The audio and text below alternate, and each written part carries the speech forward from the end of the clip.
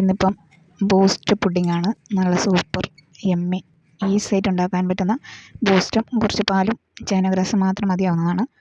പഞ്ചസാരയും. അപ്പം ഞാനൊരു കവർ പാലെടുത്തിട്ടുണ്ട്.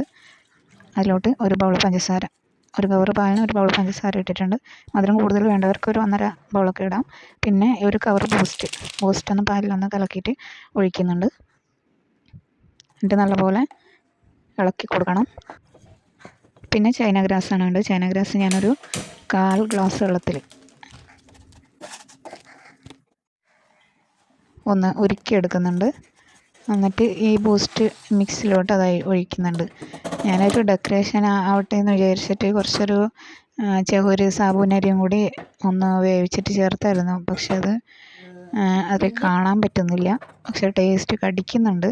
അതുകൊണ്ട് കുറച്ചുകൂടി ഒരു ടേസ്റ്റ് ഉണ്ട്. നല്ല സൂപ്പർ. ഞാനിത് ബൂസ്റ്റ് അരിപ്പയിലിട്ടിട്ടാണ് മുകളിലോട്ടൊന്ന് ഡെക്കറേഷന് വേണ്ടി ഇട്ട് കൊടുത്തിരിക്കുന്നത്. ഞാനൊരു 1 മണിക്കൂർ ഫ്രിഡ്ജിൽ വെച്ചിട്ടുള്ളൂ. ഒരു 2-3 മണിക്കൂർ വെച്ച് കഴിഞ്ഞാൽ നല്ല സെറ്റായിട്ട്